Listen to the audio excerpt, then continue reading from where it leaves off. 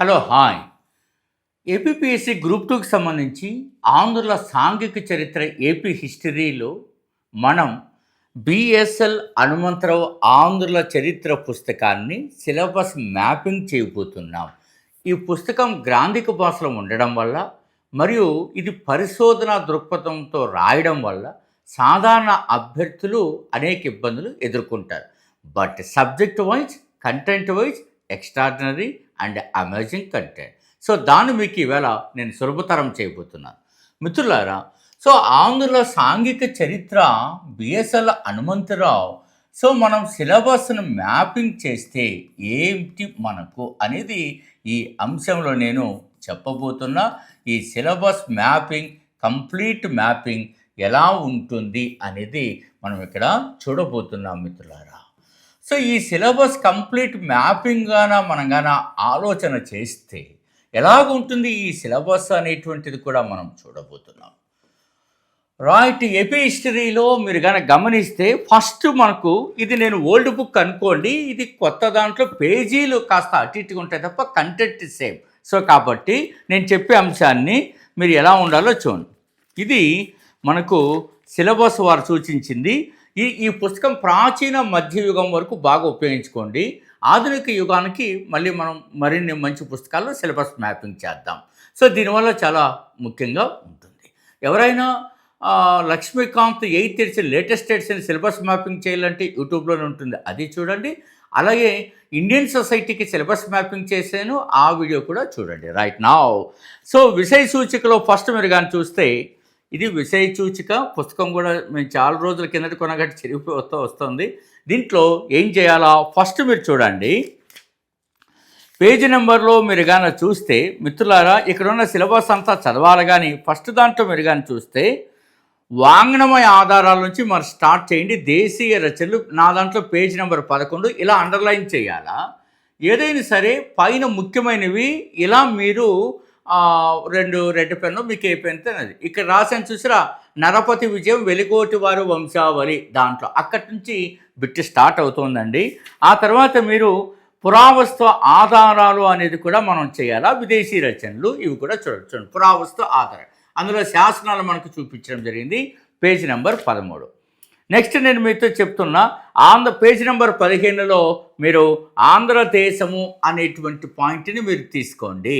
So right, ఇది మీరు నేను చెప్తుంటాను, పుస్తకం చూస్తుంటాను, మీకు ఈజీగా అర్థమవుతుంటాను. నెక్స్ట్ మీరు చూస్తే దాంట్లో పేజీ నెంబర్ 16లో మనకి త్రిలింగ అనేటువంటి దేశం గురించి ఇచ్చారు. కానీ సాధారణంగా ఇక్కడ మనకు త్రిలింగ దేశం పేజీ నెంబర్ 16 కదండి. త్రిలింగ పదం అనేది ఎట్లా వచ్చింది, ఇవి ఏ విధంగా ఎగ్జిక్యూషన్ అయ్యాయి చాలా ఇంపార్టెంట్. సో ఇప్పుడు మీరు ఎప్పుడైనా సరే ఈ త్రిలింగ అనేటువంటి పదం మీరు ఎప్పుడైతే చెప్పాలనుకుంటున్నారో ఈ త్రిలింగ అనేటువంటి పదం అర్థం ఏమిటి అన్నది మీరు చూడాలి. దీని అర్థం నేను చెప్తున్నా, దేశస్థ ప్రజలు. ఇదెలా బైహార్ట్ చేసుకోండి లేదా గుర్తుపెట్టుకోండి. త్రిలింగ పదం అంటే దేశస్థ ప్రజలు, ఇది చాలా ఇంపార్టెంట్ మిత్రులారా. నెక్స్ట్ ఇక్కడ ఇచ్చినటువంటి వివరణ కూడా మీరు చదువుకోండి. నేను ఎలా అండర్లైన్ చేసుకున్నానో అలా అండర్లైన్ చేయండి. నెక్స్ట్ నేను కంటెంట్ చెప్తుంటాను, కొత్త పుస్తకాల్లో 2 పేజీలు అటు ఇటు కంటెంట్ దొరుకుతుంది. రైట్. నెక్స్ట్ చూడండి, పేజీ నెంబరు ప్రాచీన చరిత్ర పూర్వయుగం అని స్టార్ట్ అవుతుంది. ఇందులో పేజీ నెంబర్ 26. ఇక్కడే మన బిట్లు అలాగే నేరుగా నేను ఏమైతే అండర్లైన్ చేశానో చూడండి, ఇలా మీరు అండర్లైన్ చేసుకోవాలి మిత్రులారా. సో ఇది చరిత్ర పూర్వయుగము. లాస్ట్ టైం ఇదే కదా మనకు అడిగారు, సో అట్లాగా అడుగుతారు. ఒకసారి లాస్ట్ టైం ఇక్కడ అడిగాడు. ఇక్కడ పేజీ నెంబర్ 27లో మొదటి పారాగ్రాఫ్లో కడప, కర్నూలు ప్రాంతాల్లో పలుగురాయి, కృష్ణానదికి ఉత్తరంగా సునపరాయి వాడినారు అని ఉంది కదా. అది మ్యాచ్ ద ఫాలోయింగ్ అని ఇచ్చారు. ఏమని ఇచ్చాడు? పలుగురాయి కడప, కర్నూలు, సున్నపరాయి కృష్ణానదికి ఉత్తరంగా, అట్లా బిట్టిచ్చాడండి. అంటే ఏంటి, లైన్ టు లైన్ తినేయాలా అనేది మనకు అర్థమవుతుంది. సో నేను ఇక్కడ ఎలా రాస్తాను, ఇలా. ఇవన్నీ శ్రీమేఘన థింక్ ట్యాంక్ విద్యార్థులకు అందుబాటులో మనకు ఉంటాయి. సో ఈ పుస్తకం ఇది పేజ్ నెంబర్ 26, 27, 28, 29, 30 వరకు చాలు. అక్కడ వరకు మంచి బిట్లు మనకు కవర్ అవుతాయి. సో ఈ పుస్తకాన్ని పూర్తిగా నేను చేసే ముందు నేను మీకోసం కొంత ప్రయత్నం చేస్తాను. మిత్రులారు, మీరు ఎవరైనా సరే ఏపీ హిస్టరీ ఆన్లైన్ క్లాసెస్కి రిజిస్టర్ అవ్వాలనుకున్న వాళ్ళు రిజిస్టర్ అవ్వండి. So at the same time ఇవన్నీ ప్రాచీన మధ్యగా 25 పుస్తకాల నుంచి మనకు అందుబాటులోకి వస్తాయి. సో ఈ రకంగా ప్రతి పుస్తకము నేను చాలాసార్లు చూపించాను.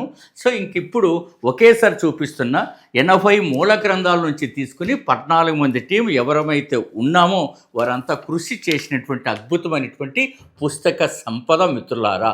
ఇవన్నీ ఎందుకు నేను డిస్ప్లే చేస్తున్నా అంటే ఇంత కృషి జరిగింది అనేది మీకు తెలియాలి కదా. సో నామకే వాస్తే కాదండి. నెక్స్ట్ మీరు ఎక్స్ట్రాడినరీ ఏంటంటే AP history topic wise test series with audio explanation కనపడుతుందా మిత్రులారా. బిట్టు ఆడియో ఎక్స్ప్లెనేషన్ మీరు రిజిస్టర్ అవ్వండి. రేపటి వీడియోలో దాని పూర్తి వివరాలు వస్తాయి. ఎట్లా రిజిస్టర్ అయ్యాలో, ఫీజు ఎంత, అట్లా అంతా వస్తుంది. దీనికోసం మీరు డెమో పీడిఎఫ్ అండ్ టెస్ట్ కోసం వాట్సాప్ చేయాల్సిన నెంబర్ ఇక్కడ ఉంది. So right, download app Shri మేఘనా థింక్ ట్యాంక్ చేస్తే అద్భుతమైనటువంటి విజయాన్ని మీరు అందుకుంటారు మిత్రులారా. పర్సనల్గా పరీక్ష చివరి వరకు నేను మీకు గైడెన్స్ ఇస్తూనే ఉంటాను. ఇవి చూడొచ్చు. Topic wise test series 300 test series both prelims and mains మీరు దాన్ని కూడా రిజిస్టర్ చేసుకోవచ్చు. సో రైట్ మిత్రులారా, సో ఇవన్నీ మీరు చూడండి. కంప్లీట్ గ్రూప్ 2 కోర్స్ కూడా రిజిస్టర్ చేయవచ్చు. ఇక నేను సిలబస్లోకి వెళ్తున్నా. మీరు సో గమనంలోకి కనుక తీసుకుంటే ఇందాక నేను చెప్పినట్టుగా సో ఇది ఇక ఆ తర్వాత మీరు కంప్లీట్ సిలబస్ మ్యాపింగ్ చేస్తున్నాను. మీరు ఎక్కడ జైన మధ్యోగం వరకు మీరు పేజ్ నెంబర్ 34లో జైన ఆవశ్యక సూత్రాన్ని బట్టి మగధ నుండి కళింగ ద్వారా కృష్ణ మొక్క ద్వారానికి ఒక మార్గం ఉన్నట్లు తెలుసు. నేరుగా బిట్ అడుగుతారండి. అది ఇది ఇందులో పేజ్ నెంబర్ 34లో ఉంది. మీరు అది నేను ఇంకా వీలైతే దీనికి స్కాన్ చేసి మీకు చూపించే ప్రయత్నం చేస్తాను. ఎప్పుడో ఒకసారి టైం ఉన్నప్పుడు అందాక ఇది వినండి. ఆ తర్వాత గోదావరి నదిపైనున్న నాందేడ్ నవనంద తేరా అనే నగరం నంద సామ్రాజ్యానికి దక్షిణ సరిహద్దు. ఇది కూడా బిట్ అడుగుతాడు. నంద సామ్రాజ్యానికి దక్షిణ సరిహద్దు ఏది అలా అడుగుతాడండి. ఇట్లా బిట్టు చూడాలా. సో ఇవి మీరు చూడాలి. ఇది పేజ్ నెంబర్ 36 అండి. సో ఇంకా మీరు గమనించాల్సింది మౌర్యుల కాలంలో ఆంధ్రదేశము, ఇవన్నీ శాతవాహనుల పూర్వయుగంలో మీరు చదవాలా. ఇది పేజ్ నెంబర్ 39. ఇక పేజ్ నెంబర్ 39, 40, 41 కుమ్మేశాడండి. సింహగోష్ఠి, వందనామ గోష్ఠి అనేటువంటివి ఎక్కడెక్కడ ఉన్నారు. అందకులు అంటే ఏంటి, కథావత్ ఎవరు రాశారు, కథావతులు ఏం చెప్పబడింది, మహావంశ, ఇదంతా ఇందులో చెప్పడం జరిగినది. సో మనమైతే ఈ ఒక్క పుస్తకమే కాదండి, 25 పుస్తకాల నుంచి ఇస్తారు. ప్లస్ 3 యాడ్ 28 పుస్తకాల నుంచి వస్తాయి. లాస్ట్ టైం కూడా నేను అది మీకు చేసి చూపించాను. జస్ట్ 71 మన 2025లో. అప్పుడు 2008 స్టార్టింగ్లోనే 72 పెట్టాము. అప్పుడు సిలబస్ బిట్ ఈజీగా ఇచ్చారు 2008లో. సో మొన్న ఈజీగా ఇచ్చారనుకోండి. ఎక్కడ ఇచ్చినా 70 దాటుకొని ఎప్పుడు వస్తూనే ఉంటాయి. ఇంత ఎక్సర్సైజ్ జరిగింది కాబట్టి మిత్రులారా. నెక్స్ట్ శాతవాహన, మీరు నెక్స్ట్ నెంబర్లోకి ఇంక దీంట్లో చదవక్కర్లేదు. ఎక్కడికి వెళ్ళిపోవచ్చు అంటే శాతవాహన యుగం అనేది అది లైట్గా చదువుతూ మనకి దాంట్లో మీరు ఏం చేయాలంటే పేజీ నెంబరు 62 నుంచి స్టార్ట్ చేయండి. శాతవాహనంగా జనరల్గా చదవండి. ఇక్కడి నుంచి బాగుంటుంది సమాచారం. 62, 63, 64, సో 65, 66, 67 వరకు ఉందండి. అవంతా కూడా చదవండి. శాతవాహనులు ఇప్పుడు సింపుల్గా వస్తున్నాయి కాబట్టి అవి వదిలేసి దీంట్లో మళ్ళీ దాంట్లో పాలన ఇవంతా కూడా వస్తుంది. పేజ్ నెంబర్ 70, 71 ఇవి చూడండి. 72, 72లో కూడా వృత్తులన్నీ ఉన్నాయి. అయితే ఇక్కడ ఉన్న వృత్తులు కాకుండా ఇతర దాంట్లో ఇంక 2 ప్రత్యేక వృత్తులు యాడ్ అవుతాయి. అవి కూడా యాడ్ చేసుకోవాలా. ఇందులో ఉన్నవి కొన్ని ఉన్నాయి, ఇంక 2 యాడ్ అవుతాయండి.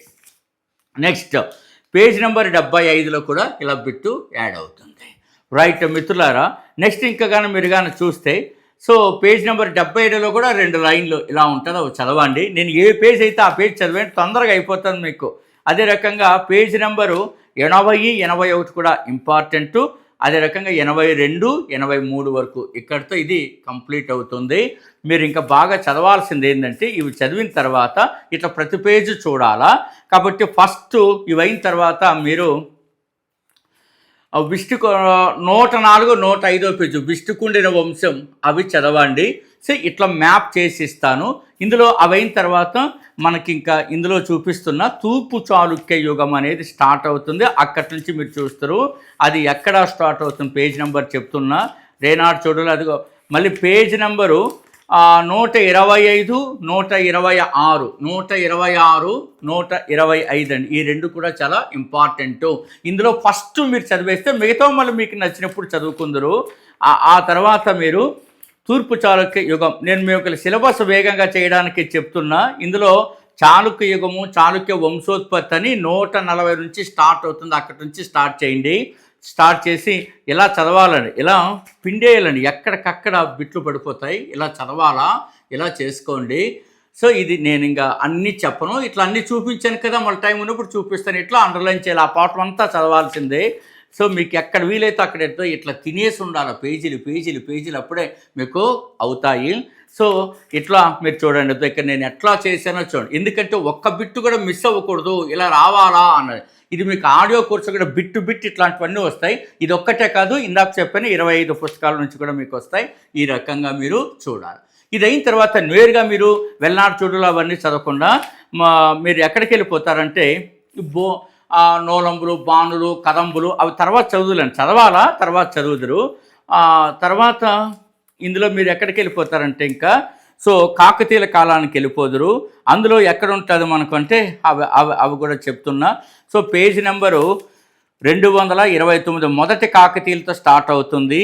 మీరు 200 కాకతీయ యుగం, 225 ఇలా స్టార్ట్ చేసుకోండి. తూర్పు చాళుక్యులైన తర్వాత నేరు కాకతీయ యుగం వెళ్ళిపోయి తర్వాత విజయనగర యుగానికి వెళుదురు. ఈ కాకతీయ యుగంలో కూడా ఇలా మీరు తినేయాల్సి వస్తుంది. ఎట్లా తినేయాలా చూడండి, ఇక్కడ నేను ఎట్లా తినేసాను అలాగే 234, 35 ఇలాగ మీరు రాసుకోవచ్చింది ఇట్లా రాయాలా. ఇక్కడ రాసాను చూసారా, రుద్రదేవుని శాసనాలు ఇక్కడ అనుకుండా, త్రిపురాంతకం, ద్రాక్షారామం, బెక్కళ్ళు. ఇట్లా రాసుకుంటే మనకి ఈజీ అవుతుంది ఆ గ్యాప్లో. మీరే నోట్స్ తయారవ్వాలా, అప్పుడే ఒక పుస్తకాన్ని 4-5 సార్లు రివిజన్ చేయడానికి హాయిగా ఉంటుంది.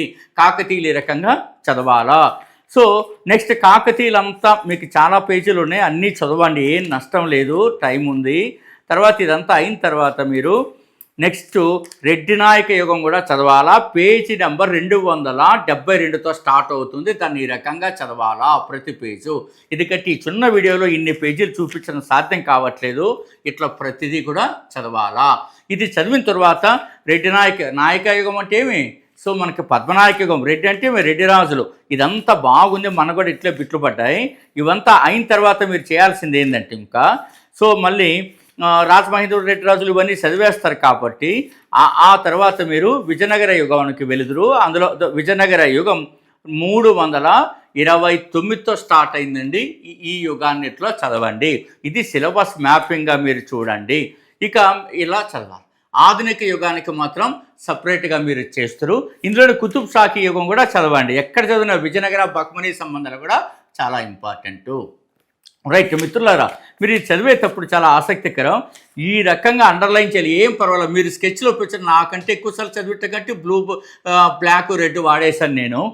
నెక్స్ట్ మీరు గమనించాల్సింది ఇవన్నీ చేయాలా. నెక్స్ట్ ఇంకా కుతుబ్ షాహీల యుగం అనేది మీరు చదివితే చాలు. ఆ తర్వాత మిగతా చదవచ్చు. అందులో కూడా మంచి సమాచారం ఉంది కుతుబ్ షాహీల యుగంలో, కాబట్టి తప్పనిసరిగా అది మీరు చదువుదురు. రిమైనింగ్ పెండింగ్ వదిలేసేవి చిన్నవి అవి తర్వాత మీరు చదువుదురు. ఇది కుతుబ్ షాహీ యుగం అనేది 417వ పేజీలో స్టార్ట్ అవుతుంది. ఇంకా ఆధునిక యుగం దీంతో చదవద్దండి, మనం మిగతావి చదువుదాం. ఇది కుతుబ్ షాహీ యుగం. దాంట్లో ప్రింట్ నా దాంట్లో కొన్ని వైట్ వచ్చేసాయి. ఇట్లా ఇక్కడ కూడా తినాలండి. ఈ రకంగా చేయాలి మిత్రులారా. ఇవి ఫస్ట్ సిలబస్ మ్యాపింగ్ చేయండి. ఆ తర్వాత మనం చూద్దాం. అట్లా ఇందులో చదవాల్సింది పూర్వ చారిత్రక యుగము, శాతవాహనుల పూర్వయుగము, శాతవాహన యుగము, ఇక్ష్వాకులు, విష్ణుకుండినులు, తూర్పు చాళుక్యులు. మళ్ళీ ఆ తర్వాత రెడ్డి పద్మనాయక యుగము, ఆ కాకతీయ యుగము, కుతుబ్ షాహీల యుగం చేస్తే మీరు అద్భుతమైనటువంటి విజయాన్ని సాధించగలరు. ఆ విజయాన్ని సాధిస్తారని ఆశిస్తూ all the very best, me doctor Gopal day.